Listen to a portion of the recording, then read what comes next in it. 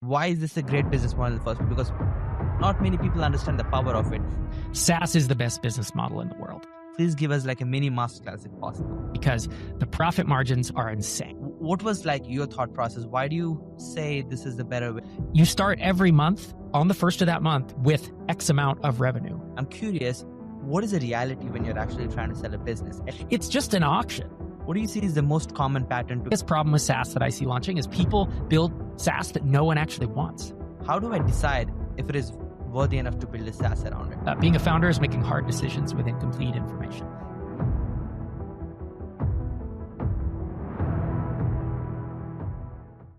What's going on, everybody who's actually listening to this podcast right now? First of all, guys, welcome back to another episode of the Nikhil Sai Show, which is hosted by me, the Nikhil Sai. And guess what's going on today? We are back with another amazing guest. This will be a banger podcast if you are somebody who's an entrepreneur and who wants to build a SaaS startup, or you already have a SaaS startup and you're trying to scale it, but you don't know how to go about it. Should you raise funding? Should you actually bootstrap it? What kind of team you want? Do you want to focus on product or sales or marketing or advertising or team building, whatnot? It's a lot of stuff, right? There's always stuff going on in the SaaS space. And it's so interesting to see these numbers popping up. Oh, he raised $10 million at $100 million valuation, this and that, this and that. There's a lot of noise in the PR space with softwares and whatnot. The guy who's actually jumping on is going to give you an absolute playbook to build SaaS company, and not just any SaaS company and just talk about vanity metrics like the funding or the valuation, but build a proper SaaS company which actually will stand in the marketplace and create value for your audience and customers. So we're going to learn not just building SaaS, but build it in a bootstrap manner or close to bootstrap manner as much as possible so that you could build it sustainably for the long term. The guy who's actually jumping on has been on all kind of crazy publications, Inc., Forbes, Entrepreneur, you name it, HuffPost, whatnot. And he has started 6 companies and had multiple exits, including Drip. And he has bootstrapped and been helping founders for over 18 years. He created the SaaS playbook. He has written multiple books about this as well. He's none other than the co-founder of the MicroConf and also creator of TinySeed. Let's welcome Rob Walling. Hey, Rob. It's great to see you, man. Thanks for having me on the show. Yeah, absolutely, Rob. We are super excited. I'm excited for this basically because income could be generated with business, but wealth is created with software. At least that's the pattern I have actually observed. So, I mean, you have a personal story where you built startup and you actually had an exit and you're like, you have the freedom right now to do things and actually pay back to the community, who are also in the same pathway. Before we get into the actual fun stuff, the SaaS and all the questions related funding, product, sales and whatnot, I would love to understand the background context. Where did you come from? How did you get into SaaS? And how did you actually made your first exit and whatnot? Yeah, it's a good question. I mean, for me, entrepreneurship was about freedom. It was about growing up without enough money to, I don't know. It's like, I hate to tell this story like I'm a politician and I came from, but like my first job, I made $4 an hour and I never had enough money for nice clothes in junior high. And I didn't have enough, we drank powdered milk when I was a kid. My dad was an electrician. So working class, right? To me, entrepreneurship was a way to hopefully elevate myself from that and to not have to work a 9-to-5 for years. I graduated from a public university in California and I became a construction worker, an electrician. And I was sitting in a ditch one day. It was raining on us. And I thought to myself, is this what I want to be doing for the next 20 years? And entrepreneurship, specifically software, but frankly, I was looking into real estate. I wanted to write a book. Anything that could get me out of that was why I traveled that path. I happened to have learned software development, not even that. I learned how to hack code when I was a kid in the 80s, right? So I'm a couple decades older than you. And so I had enough technical skill that I thought, my advantage, I have no advantage in real estate. None, right? Anybody can go out and buy single family dwellings. We owned 4 houses in Los Angeles. They were all levered. There was all loans. I was just working a day job to pay for that. And I realized I'm just one of many trying to do the same thing. Where do I personally have a unique advantage? And I realized, well, I kind of know how to code, kind of. Didn't really know web development. So I started going to the library, checking out books on Perl and HTML. And I realized, if I learn how to code, I can sell software. This is before subscription. This is before SaaS, right? It's early 2000s. But at least I could sell software. I could write it once, sell it over and over. And that was the realization for me. And I got into SaaS in 8, 9, right? As it was becoming a thing. And then my first exit was for, let's say, mid 6 figures. And that was when was that? In the mid-teens. And before that, though, here's the thing. It's not all about exits, right? I had made many hundreds of thousands of dollars from just running software companies, not actually, software product companies, not actually selling them. Now, there is a case to be made, like everyone sells eventually, and that is where you get your big lever because you can accelerate 15 years of net profit and get it all now, and you pay long-term capital gains instead of income tax. But there's value in both, right? In running profitable companies and then in exiting them. Fair enough. Wow, that's really interesting. It's curious, like for many entrepreneurs to actually get started with SaaS, especially for people who have small businesses. Like sell as SaaS. Like, why is this a great business model in the first place? Because not many people understand the power of it, the wealth in it, the difference between a regular business versus a software as a service business. Please give us like a mini masterclass if possible. Yeah, so I want to say three things on this. Number one, SaaS is the best business model in the world. It's incredible. And the reason is because the profit margins are insane, right? The gross profit, so which is the software minus cost of goods sold, usually 90%. Depends on how you count it. So it's just incredible gross margins and net margins, net profit margins at scale, 30 to 50%. That's at scale. I had a SaaS company that was doing 25, 30, and I was me and a couple contractors. My entire cost basis was like 15% of the business. So I was making 85% net margin, right, as an individual. So that's the first thing. The net margins are incredible. I owned a couple e-commerce sites, one that had inventory, one that was drop shipping. The net margins there are just not as good, right? I owned info product businesses, which are similar in net margin, right? Because you're just selling PDFs and courses. But the second thing with SaaS is the recurring revenue. It's a lot harder than people think because people churn. It's harder to get people set up. Everybody's got subscription fatigue, blah, blah, blah. But once you get it, you start every month on the first of that month with X amount of revenue. Versus if you're just doing one-time sales, you have zero revenue on January 1st. February 1st, March 1st, right? Every month you're just like, I need this flow of traffic versus it's a snowball that builds with SaaS. So recurring revenue and high margin. What I will say though, it's the best business model I believe that's existed probably in the history of the world. However, if you are a non-technical founder, if you don't write code and you want to go start a SaaS, don't start with SaaS. It's way too complicated. Go read, I have a blog post, it's free, called the stair-step method of bootstrapping. Go read that and hear how some people build their way up. And in fact, that one's focused on software. I think if you're non-technical, you should start maybe with an ebook. And then I think you should go to a video course and just learn the basics of how to sell a product. Selling a product is different than selling your consulting services or selling your agency services. It's very different. I've done both. I ran a consulting agency back in the aughts. It took me so long to learn that products are really different. So start with those things, work your way up. Eventually you either find a technical co-founder, or if you have enough money that you can really plunk a bunch in, you need to hire a developer you really trust, because the biggest mistake or the biggest pitfall I see with non-technical folks specifically trying to get into SaaS, because it is such a great business model, is they just trip over the technology over and over and over. Because it's not like an ebook or a course where you just build it once and then you sell it. SaaS is constant maintenance. And if you get a bad foundation or you get a bad developer who writes some bad code, it can haunt you for years. Yeah, that is true. And it's kind of daunting me because I've had this experience already. I was actually growing my service agency very well. I had so much capital, so I wanted to build something like in terms of SaaS, but it didn't quite work out. And I ended up losing $500,000 on that project, but I had a lot of learning. It's the common pitfall, man. Yeah, it's a siren song. SaaS is a siren song. And I'm a guy who's invested in SaaS companies, and I've started I've started 6 companies that weren't all SaaS, but it's like everybody wants to do it, but you just need to be careful, be smart about it, Yeah. I mean, I've actually been more of a people guy than anything, and I wasn't technical at all. So people like me who have that passion to build a software company and who kind of are almost blindfolded and they don't know the business yet, what do you think is the best playbook for them to start? I know it's like having the best tech people is like probably the key part here, but other than that, the biggest challenge is when we were actually trying to make the product work out was the acquisition cost to actually get users to use our platform and then actually stay in the platform, which we're actually trying to create. So these are the 2 challenges which made me realize okay, I have 2 choices. I need to build the funneling thing, which I'm building to 9-figure level, or I need to stop the vision I have and work towards a SaaS. So I decided to move the other way around because I had a business which made more sense for me to grow than a new software idea. So I would love to hear your take on that. Yeah, I think if you have a business that's working and you said you're working on a SaaS, what was your other business? Is it consulting? No, my software business was more about like a application which allows car users to book services through. It's like an Uber kind of thing, but for local car washes integrated into one platform. So it's not a SaaS, but it's more like a platform as a service kind of situation. So it's more of a PaaS than SaaS. But my original agency is where we actually have digital marketing services, funnel building services, coaching, consulting. This is a high margin business. And I had so much money and I just felt like, okay, I should probably get into something else which could get me to that bit. Because this was probably when like the fundings were happening left, right, and center. You see all the software people, platform as service people getting to $1 billion valuation. So it kind of became like a little bit of shiny object syndrome thingy as well. And that played a huge role. But yeah, that's kind of the difference I had. And the product wasn't super congruent with my niche, which also made it hard for me to understand the customer and the users and whatnot.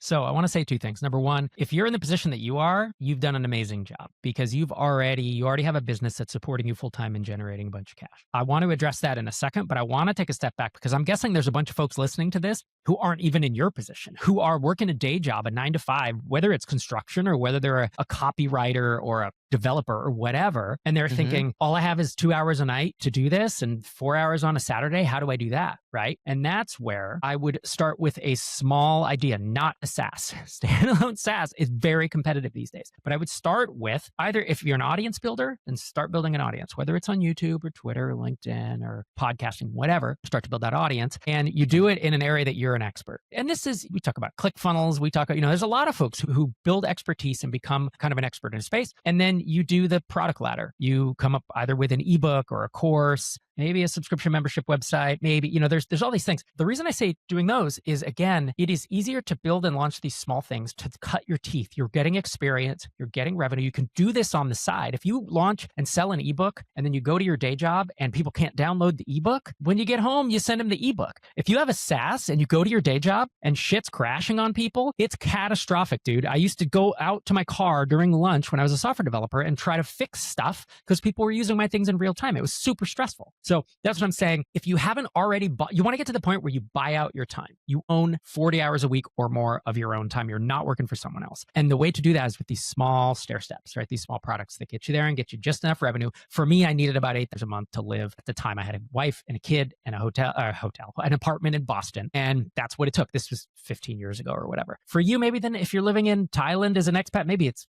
a month, and if you're living in New York, maybe it's 15. I don't know what your number is, but you get to that number to buy out your time. And then you have just enough experience doing products that you kind of learn, this is how to market, this is how to copyright. You learn just enough to then move on to something more ambitious. Maybe that's SaaS. Now I want to circle back to your situation. You're already there. You're not trying to buy out your own time. So your question to me is, how would I dabble into it in terms of, how would I get into it? Like you said, how would you get into SaaS? So if you have that much money, I would either look for a co-founder who is a developer, who has built SaaS before, who has built products, and they head up the tech, and then you're heading up the business side. The thing that I would start with, I would either do that or I would hire someone very expensive. I would hire a senior software engineer, and probably not someone in a 12-hour different time zone than me because they're cheaper. I would want someone on my time zone. This is a critical key component to laying the foundation. So that's the first thing. Second thing is start with a problem. Start with a problem, usually that businesses have. Don't build a two-sided marketplace, which it sounds like what you did. Go listen to Startups for the Rest of Us. And I have, that's my podcast. I'm about to record episode 700 of it. I have a podcast called 7 Things SaaS Founders Should Never Do. And it's advice like this. Don't build a two-sided marketplace. Probably don't start with freemium. Don't skimp on the tech and hire a non-technical person who's going to, wreck your this and that. Like there's a bunch of don'ts. And those are the types of things, it sounds like you made some of the most common mistakes, honestly, that if you listen to the podcast. Another one's like, don't go B2C. Don't build business to consumer SaaS. Don't do it. There are almost zero B2C SaaSes. There are almost zero of them that work. Literally almost zero. Yeah. Like I can think of that's eye-opening. 1 or 2 examples. Yeah. You serve businesses. Now that's boring. It's boring, right? To sell to construction firms. But that's the SaaS that works, man. I'm invested literally in 100 different SaaS companies. Okay. All of them, I believe, are B2B. I don't think I have a single B2C investment. So.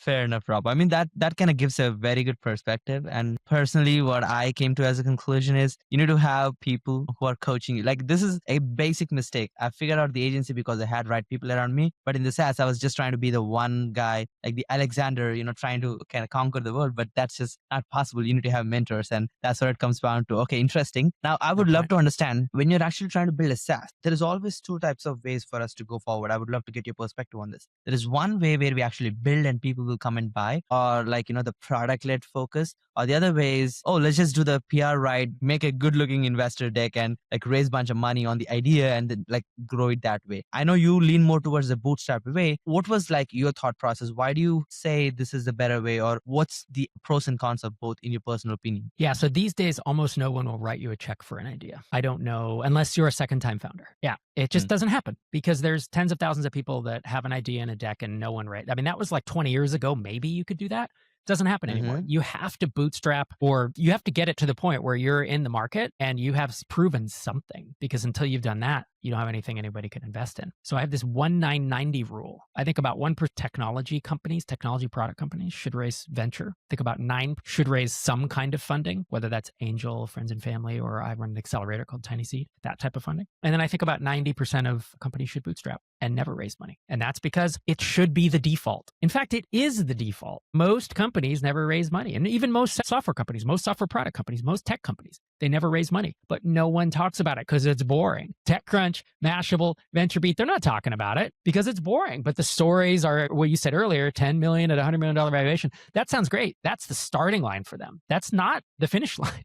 Now they actually have to build a business, right? And so anyways, I'm not anti-funding. I have raised my own venture fund. We have $42 million under management. I'm just anti that venture capital is the only way to do it. I think the VC industrial complex has done a great job of conning technology entrepreneurs into thinking that they're the gatekeepers and they need permission. You don't need permission to start these companies. You can do it on your own. I'm evidence of that. I've started 6 companies, 5 of them I bootstrapped. Yeah, Rob. I mean, it's interesting. What happened is, at least like to the people who I actually meet who have micro SaaS businesses or SaaS businesses, they're almost obligated. Like they feel insecure because there is no validation in the SaaS market. Even though they have revenue, they have net margins, they have great product, big market, whatnot. They're like, I need to raise funding, to feel like my business is going. Like, it's interesting. How do you get out of that situation at a mindset perspective? And on top of that, like, yeah, please answer that question first. Sorry, what was the question? Like, people are feeling inferior when they don't raise funding, like personally as startup founders. Got it. How do you deal with that? Yep. How do you deal with that? Yeah, I remember, did I feel inferior or did I just feel angry? Because I used to live in California and I had bootstrapped, again, even like Hittail, which was before Drip, was doing, what was it doing? $200 a year. I was working 8 hours a week and it was almost all profit. This is going into my bank account. And I went to a meetup in San Francisco and everyone's like, so you're raising funding? And I was like, why would I do that? But everyone there was funding. And I remember feeling like, I don't know that I felt inferior or more I felt like I had discovered something that these other people just weren't aware of. And I was like, why would you do that? Just fucking bootstrap it, man. That was my thing. So I don't know. I think funding is a vanity metric for the most part, Like, interesting. How do you come to that? When you have a product, what is your formula to actually apply? Okay, that's the 1% who actually needs funding. What makes that key difference as a founder for you to identify? So usually the longer you bootstrap, the better off you are, because the more progress you make, the less money you have to take and the less percentage of your company you have to sell. Usually it also buys you time to figure out, I don't know, is this a venture scale business? Like I at one point thought Hittail, which was this SEO keyword tool, I was like, yeah, I could raise venture for this. And then I got a few years in and I was like, this thing plateaued at like 300 grand a year. It's not going to be venture. And so I just never, I never raised money, never tried. Versus Drip, which is still around. It's doing tens of millions a year. It's at Drip. I launched that as a lifestyle business. I thought it was going to be like 50 grand a month. Well, by the time we were doing a few $1 million a year, acquirers came knocking and I wound up selling that. I was either going to sell it or I was going to raise funding. But we were years into it by that time and I had bootstrapped it. I'd self-funded it from my other earnings that I had built up over time. And I knew then of like, oh, I could raise venture. This could be a $1 billion company. Like it could have been, right? But if you don't know that the day you start the company, almost no one does. Give yourself time. So that's where I say that 1%, if they raise funding, you should raise it down the line. Now, there are exceptions to this. If I started Uber, even Uber, like Travis Kalanick had funded it himself for a while, and they proved it out in San Francisco way before they raised funding, right? So they kind of bootstrapped it to the point. UP Engine, you've heard of it, a multi-billion-dollar web hosting. Jason Cohen bootstrapped that to tens of thousands of dollars in MRR, made it profitable, and then raised a small round of funding, not venture, because I was in the first round, then grew it, doubled it, tripled it. I think he was in 7 figures ARR, made it profitable again, then raised the first venture round. This took him a couple years to do that. So that's where I think people make the mistake of thinking, don't ask for permission. It's like an excuse. Like, oh, I can't start my company until someone, comes to here and gives me this check. No, just go build a business, not your slide deck. Oh, wow. That's a very, very hard code for most people. It just kind of hits in the gut. Okay, that's interesting, Rob. I mean, just like how the funding PR is making founders inferior, that, okay, like they're not doing good enough. When it comes to valuations as well, or the exits, there's always this crazy numbers, like this AI startup, which is built by some world famous billionaire. Now it's like 7 billion in valuation, and it kind of shows like the crazy valuation SaaS businesses are getting. But what is like the reality? Like, because you're in the behind the scenes of acquisitions, you talk to a lot of companies, you consult a lot of companies, and you coach. The community has over 75,000 people and whatnot. I'm curious, what is the reality when you're actually trying to sell a business? At what revenues and what multiples are actually realistic? And is there any math for people to kind of get to know like what their company is actually worth? Yeah, I'm glad you're calling this out. So raising funding to grow the business, like from venture capital, is at a much higher valuation than you could sell the company for, always, in every case. So if I was going to sell a company doing $1 million ARR, SaaS company, and it's going to double in the next year, or it's just doubled or whatever, if I was going to sell it for cash versus raise venture to grow it, venture is betting on the future. venture might give me 2 to 10 times more, a 2 to 10 times higher valuation than I could sell that for today. That makes sense? So it's a very different number. So let's say if I have, you want me to talk SaaS a little bit about valuations? Yep. All right. So let's say I'm doing less than about $1 million, $1.5 million in annual recurring revenue. All right. Usually those businesses are, unless they're acquired by a strategic acquirer, multiple of net profit. And so you're going to look at about 4 to 6 times, if it's growing, 4 to 6 times annual net profit. 4 to 7 if someone really wants to, but 4 to 6 is most common. Once you get above $1 million, $1.5 million, and you're growing at least like 40% a year, you start to get into private equity who will acquire you, and they'll acquire you on a revenue multiple. So let's say I'm doing $2 million a year in SaaS, and I just grew, 40% the prior year, 50% the prior year, 100% the prior year. I could sell for between 4 and, there's a company that I can't talk about that just got an offer for 15 times annual recurring revenue. Yeah, it's not, now it hasn't closed yet, but that's like an upper bound. 10 is a great multiple, but like 4 to 6, 5 to 7. And it depends. Here's the thing. We throw these multiples around. It's just an auction. It's an auction when you're selling like that. You try to get as many buyers as you can, and you don't know if I'm, sell, what do I have that I could auction? I have a Beatles gold record here that I showed you before we hit record. I don't really know what that's worth. I know what I paid for it 5 years ago, but the only way for me to sell that is either put it up on eBay, with a fixed price, or to auction it. And it's like, what will it go for? We would guess. That's the same thing. When you're selling a company that people think it's a liquid market, their stocks are liquid, right? And we know what they're worth because they trade all the time. Yeah. Companies are not. So you kind of have to guess. And we have rules of thumb, which are these multiples I'm telling you, but it can be, like I said, 15x, and then something could be 5x, it could be a big swing, but like 4 to 6, 5 to 7 is kind of the range. Makes sense. Okay. Now let's kind of, talk about the elephant in the room. Every SaaS struggles with this one big problem, which is cost per acquisition. What have you seen? You have invested in companies, you looked at thousands of companies and whatnot. What do you see is the most common pattern to kind of offset the CAC and increase the lifetime value? If you could share a few ideas here. Number one, don't scale up your acquisition until you have built something people want and are willing to pay for, meaning your churn plummets. If you have high churn, don't acquire a bunch of customers. The first thing you have to fix is churn. And you don't fix it with tactics. Because you and I can sit here and say, you know how I'd fix churn? Make it harder to cancel. You have to call me to cancel. Like, that's a tactic. That doesn't fix the core problem. The biggest problem with SaaS that I see launching is people build SaaS that no one actually wants. You're a solution in search of a problem. Don't do that. Start with the problem. These days, when entrepreneurs come to me and they say, I want to tell you about my idea, I say, don't tell me your idea. Tell me what problem it solves and for whom. And if they can't start there, it's like, I can't help you. Again, I'm a B2B SaaS person. I can help you if you tell me, well, there's this subset of people who take care of lawns, like, gardeners and such that get a recurring monthly. And there's a subset of them who all they do is apply chemical treatments to lawns. And there's no software design to manage any of that scheduling and how much to put on and report.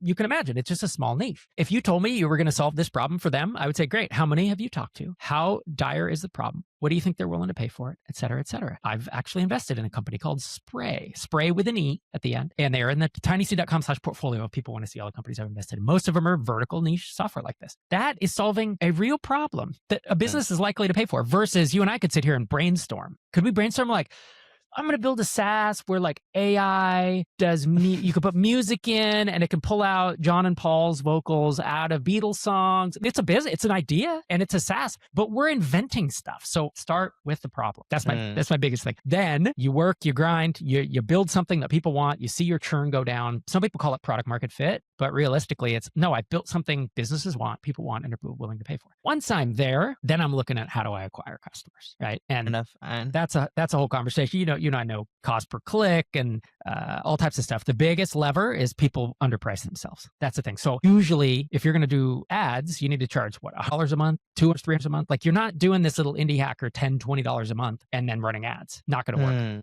You can't make the economics work. So that's the other thing, is I see people either pricing too low or just building a product for people who aren't willing to pay. Then you have no money to acquire customers. That's the biggest problem.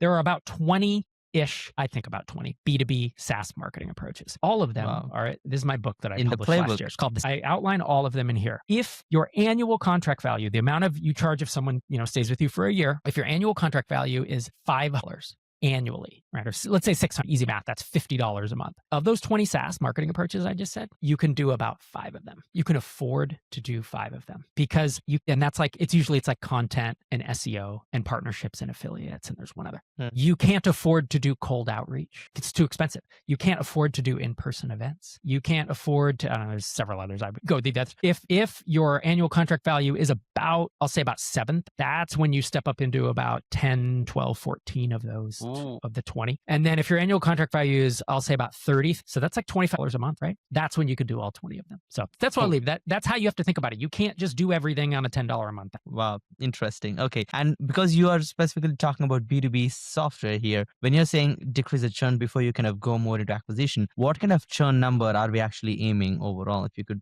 put it on a percentage. I know it could vary a lot. Depends on your the price industry. point. It's an industry and price point, to be honest. So the higher your price point, usually the lower your churn. If you are selling to, and it's customer type, if I'm selling to prosumers, professional photographers who tend to just flex in and out, or people who sell on Etsy where they're just like prosumers, right? They're almost like consumers. You're going to have churn 5 to 7% a month. It's going to be really hard to build a business that way. You're just bleeding customers. If you are 50 to 100 a month, 200 a month, whatever, you want to be at 3% or Fair below, enough. 2 to 3. And then when you get into enterprise, like you're 1,000 a month, 2,000 a month, you should be at 1% a month, or what's called net negative churn, which is when you actually are expansion revenue is actually offsetting your churn. So you're growing each month without adding customers. Fair enough. Quite interesting. Now, in terms of like this B2B service market, most of the times just giving that software access or the product isn't just enough. They need implementation, they need support, and maybe you need to charge service fee for that and stuff like that. So there is like slight confusion in businesses who are starting as SaaS. Should they add a service component to it? Have you seen it's working out well? What kind of takes you actually have in terms of looking at customer retention on a scale while adding a software service element to it, like actual physical service with implementation and whatnot? Sure. Services are fine. I think ongoing services on top of SaaS gets a little dicey. If you ever go to sell that business, your true software revenue will be high. Like I said earlier, these 4 to 6, 7 multiples on ARR, and any consulting, any stuff that is lower margin is a 1x or something. You know what I mean? It's like it's like a traditional consulting agency, and then you have to scale up, and you're relying on people and this and that. I personally don't want to build a business like that. Couldn't build a great business, right? I think there are great businesses built like that. In terms of one-time upfront implementation, absolutely. Especially if you're charging $20 a month, but by the time you're charging $2,000 a month, some people will throw in implementation and onboarding, assuming it's just a few hours, if you pay for a year in advance. So sign up for annual. I'm in charge of $1,000 a month. Sign up for our annual plan, pay $12,000, and I'll throw in our 25 onboarding for free. That's not a bad way to go. Or if you don't want to do annual, then just pay the 25 for onboarding, right? Depends on your customer type. Sometimes if you're dealing with professional photographers, 25 is too much, so maybe it needs to be a $5 onboarding fee. So you got to gauge how much effort it is and how much your customers are willing to pay. But onboarding fees, especially one time, are fine. Interesting. And how was the experience with sales teams for SaaS companies in general? I know there is a lot of debate on this overall, having sales teams, or you should just let the product actually sell itself, have a better onboarding experience and whatnot. What have you seen working better overall, Rob? It depends on your customer. Here's the thing. The moment that you are charging enough that you can, even at like $2 a month, if you have inbound interest, meaning you have SEO or something that's driving people to you, you can have a salesperson who is doing one call closes, meaning one demo to sell. And in fact, what we found with Drip was it was either 2x or 3x more likely to convert someone to a customer if they talk to someone on our team first. Now, when I was bootstrapping, we couldn't scale that because we couldn't talk, we were getting 300 trials a month or whatever. I couldn't talk to everybody. But what we do is try to pick out, who signed up for a higher plan, or who brought in a bunch of subscribers, because that's how our pricing was based. And we would say, let's talk to as many of them as we can. So it isn't sales or not sales. It's how do your customers buy? Do they want to talk to sales or not? Do you have, a price point that supports sales? Because if the highest price point you have is $50 a month, you can't do sales. You can't afford. I mean, you can put your own time into it, but it doesn't scale at all, right? So that's you have to ask about the nature of the business. And if you're selling to techies and developers and product people, they're probably going to onboard themselves and they can do more low touch stuff, versus if you're selling to construction firms or lawyers or my parents, you're going to need to handhold them to get them on board. And you have to do that. So then you have to charge enough to make that business work. Fair enough. That's a really smart answer. Rob, there has been a lot of buzz about AI, especially from the Q4 of 22. And I've seen companies who didn't even change their product. They just added some AI technology in their pitch deck and increased their multiples and whatnot. I would love to understand like how AI is going to impact the software space, founders, how they need to be conscious about this. Like, does every software company needs to be concerned about AI or concerned about using that in their technology in form of the other? I would love to hear your take on that. So the multiples you talked about are just all made up. Venture multiples are FOMO, right? It's venture capitalists feeling like they're going to miss out on something. And so they get bid up to these ridiculous things that may or may not work. So I would pay a lot less attention to those than you probably do. Being on the inside, I just know how that works. I actually recorded, I'm trying to Google now for an episode of Startups for the Rest of Us where I can't find the episode number. It's Einar Volset and I, is my co-founder with TinySeed. We talk through this exact topic. I'll give you a summary of it, but if folks want to hear like a 40-minute answer to this, then they can go to Startups for the Rest of Us. Yes. All right. Episode 6 recorded in May of 2022. 5 insights SaaS founders should know about AI. Ignore at your peril. And so there's a couple things. Okay. The first thing is with AI, can you use it to just internally in your business to make operations run smoother? So like for example, we produce 2 podcasts, a YouTube channel, a bunch of stuff. We are now having AI write show notes. We are having AI not just transcribe, but like summarize things. When I record a YouTube video, I'll ask AI, I'll brainstorm with ChatGPT. Hey, I have this idea. I need 7 things that entrepreneurs should think about and blah, blah, blah. Give me some ideas. Of course, most of the ideas are crap, but like 2 out of 10, 5 out of 10, whatever. There's a certain number I'm like, ooh, I can expound on that. So that's something where it's like, this is not building AI into your product, but it's helping you run a better business, right? That's the first thing. I think everyone should be thinking about that. It is a productivity game for all of us. Second thing though is, can I integrate AI into my product itself? And I think the answer is maybe. I think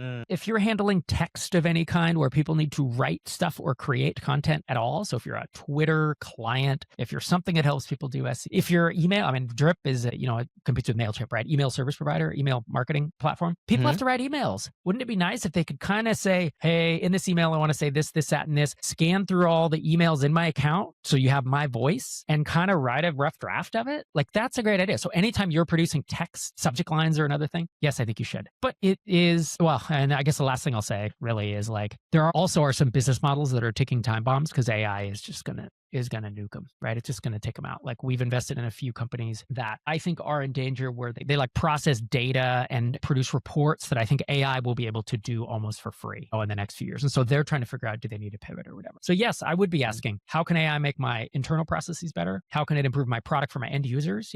Do more work for them? And is it going to negatively impact my business model? Am I going to be viable over the next few years because of how fast AI is getting better? Interesting. That's amazing, Rob. One last question in the SaaS space, then we'll get to like a series of questions. Rob, you stated an amazing sentence in the beginning of the podcast. Don't talk about the idea or the pitch deck. Talk about the problem you're solving and who you're solving it for. And it's still in my head. And I'm thinking, okay, maybe I found a problem. How do I decide if it is worthy enough to build a SaaS around it? I know talking to them is like obviously what makes us understand. But like, okay, should I build a product around it? Should I build a software around it? Should I build a service around it? Should I build a small business around it? Like, how do you decide on that when you see a problem actually? So usually I think I want to figure out who I'm solving this problem for, right? And so and how valuable that problem is, meaning how much money people would be willing to pay to have this problem solved. So if I think of a little utility that I think I can sell to designers or developers for $20, $30 a month, it's a low touch sale, right? I'm not doing sales there. Probably can't run ads. I can't afford to do a lot of stuff. So with that, personally, I would have conversations with designers and developers that I knew. But then I would put up a landing page, like the old smoke test, where I put up a landing page and I talk about the value that I'm going to provide and then try to get as many people to that as I could, whether it's through writing articles, Hacker News, Product Hunt, whatever. I'll tell you, here's things that I've done that I've validated this way. I say validated. Nothing's ever valid, but you get a sense of what it is. Landing page to traffic to collecting emails. I've done this with 2 books, a conference called MicroConf that's run for 14 years, TinySeed, which is my startup accelerator that's invested in 100 companies. That was just a landing page, a SaaS product, a one-time download software product. I think, is there anything? I mean, you see the variety. I still do it. Like when we launched TinySeed, which is kind of the most recent thing that I've launched, which is 28. Guess the first thing I did? I said, I'm going to put up a landing page with email capture. And I'm going to describe what I'm thinking. TinySeed, it's kind of like Y Combinator, but it's for bootstrappers and blah, blah, blah. You can still probably find it in the Wayback Machine. That's if it's low touch. Okay. If it's high touch and I'm going to be selling something for $1,000, $2,000, $3,000, landing page isn't going to do it, because if people aren't going to convert, then you land it, right? So that is where you have to almost kind of start doing enterprise sales and having these in-depth conversations. I would have, before I built Drip, I had 17 conversations, and 10 or 11 of them said, if you built that, I would at least try it out for 3 months to see if it was valuable. And those are that's what I did. So you kind of get some buy-in. Jason Cohen did the same with WP Engine. Before he built it, he had 40 conversations, or maybe he got 40 yeses. I forget what the numbers are. He got people to say in advance, yeah, I would try it. Now, I didn't pre-sell. I didn't say you need to send me a check. I didn't send me a check and don't cash it. You can do that.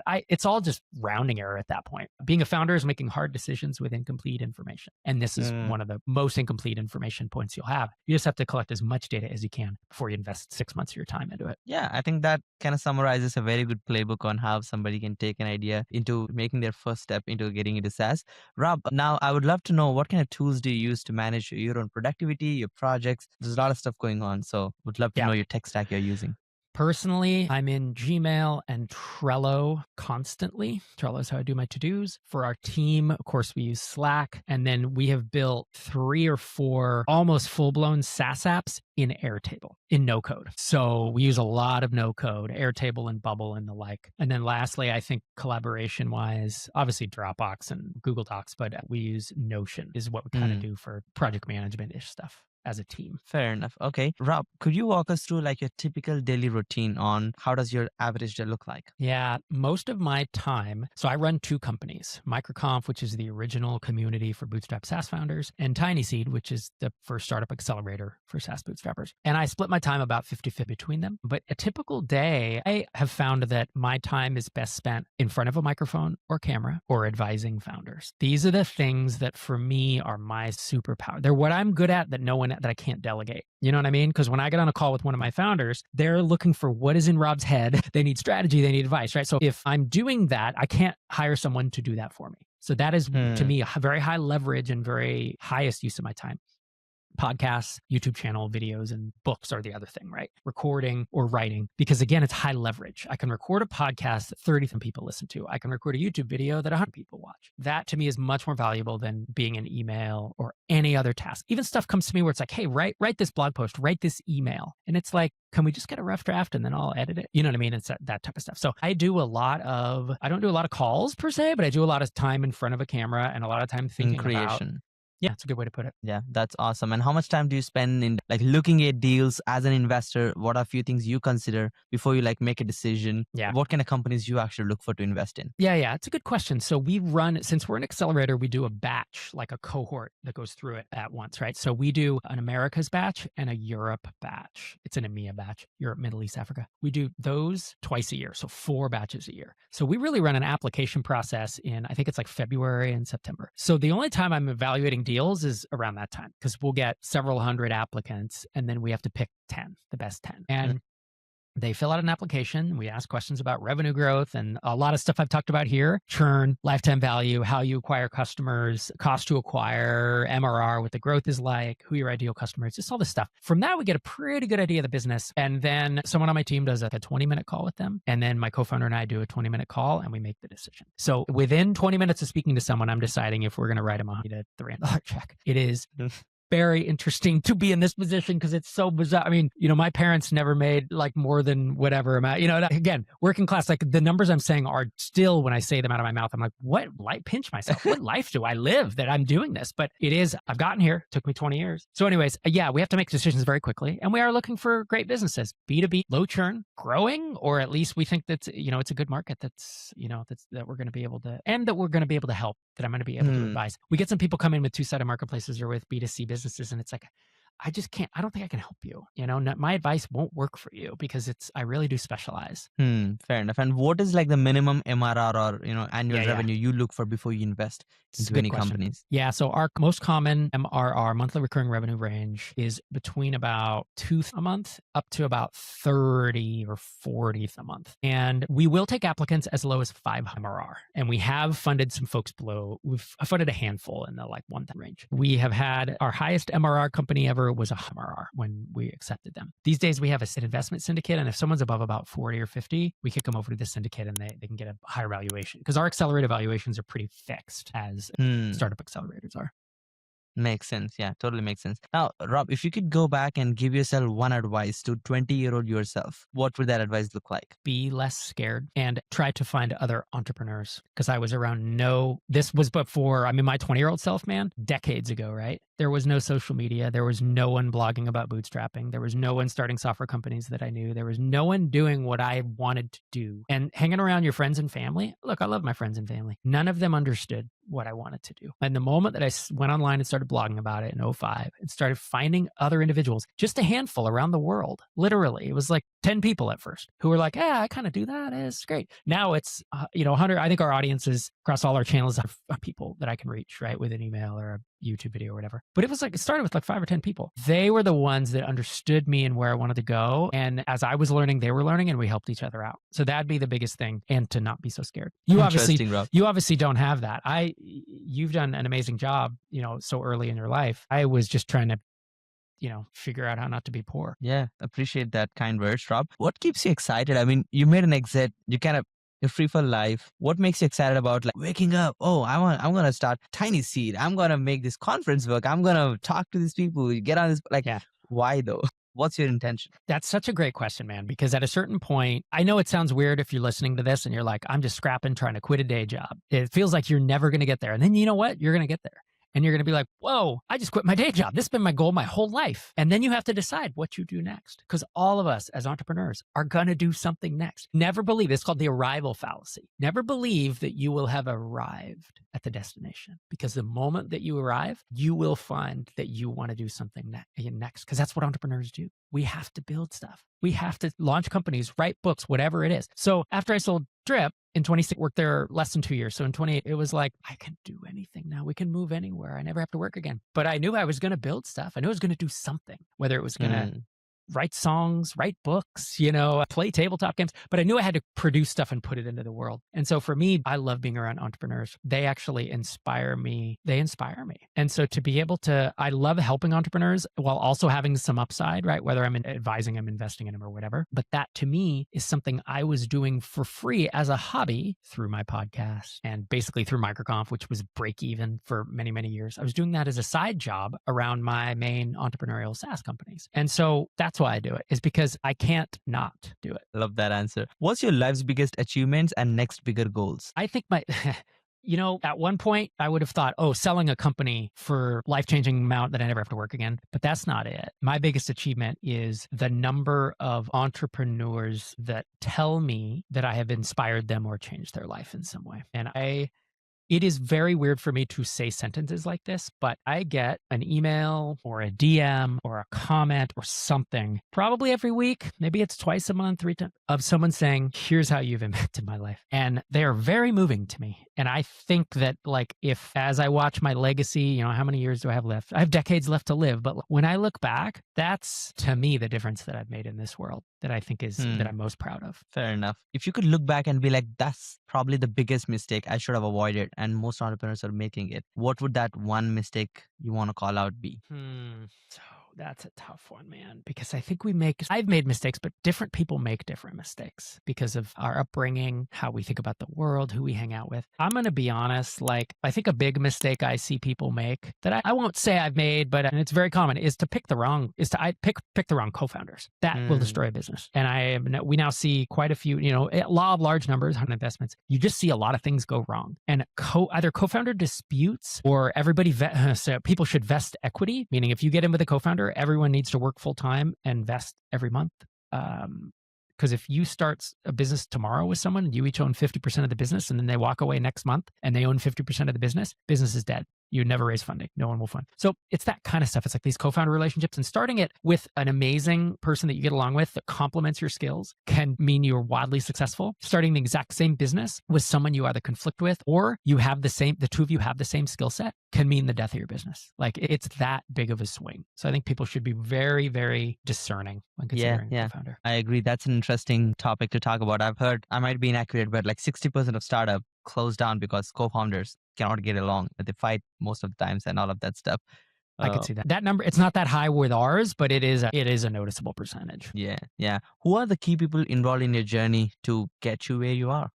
Certainly my parents, who taught me hard work when I was a kid, because I put in hundreds and hundreds of hours, thousands of hours over my career outside of work hours to get where I am. And a lot of people, I don't think that's instilled in them when they're young. I was taught you couldn't get anything without hard work, no matter how smart you are. So my parents, my wife, Dr. Sherry Walling, and I have been together we've been married almost 24 years, but we've been together like 27 years. She's obviously been what do you call it? Invaluable, or just a complete part of the journey. And then there's some folks, Ruben Gomez is a SaaS founder of Signwell, which is electronic signature. And he and I have known each other 15, 16 years. We've talked every month during that time in a mastermind, where keeps me honest, right? At a certain point, you need people in your life who won't just tell you what you want to hear. And I think the more success you achieve, the fewer of those people there are. And at a certain point, you need them in your life the entire time. You have a lot more when you're younger and trying to figure it out. But the older and or more successful you get, I think it's harder to find those folks. Yeah. That's deep. That's deep, Rob. Yeah, I think we need people to have that second eye on us, and that really helps. So, Rob, I mean, obviously, phenomenal, person here, and who we would love to learn more from. Where can our audience find more help? How could they join your community? How could they get along? Yeah, so if folks listen to podcasts, check out Startups for the Rest of Us. I'm in the process of recording episode 7 today, so there's a lot of stuff to check out. If you're more into the YouTube side, then microconf.com/YouTube is our channel. I record a new video, 52 brand new videos a year. And those are probably the two best places. MicroConf.com is the community, and they can go check it out. And we have an online community they can be part of with a free plan and stuff. But if you want to consume content and kind of get to know me and the space more about bootstrapping, I think the YouTube and podcasts are the best places. That's awesome. Any last words before we conclude the whole podcast for today, Rob? Nope. I really appreciate you having me on the show. Yeah, that's pretty sweet of you, Rob. It was definitely amazing to have you on. Thank you so much for this amazing opportunity once again. The amount of knowledge you actually shared for small businesses to think about how could they actually get into software was amazing. And guys, hope you enjoyed the podcast session so far. If you need more help, again, check out MicroConf YouTube channel and get into the community as well. I'll be coming back with another amazing guest, just like Rob on this show. Stay tuned for the Nikhil Sai Show. If you like this and you know anybody else who is into software as a service, or you want to share with people who need to learn this information which we just shared, please share this with them and make sure to spread the word. And I appreciate your time, Rob. Thank you so much for jumping on. Have a My good one. pleasure. That was sweet, brother.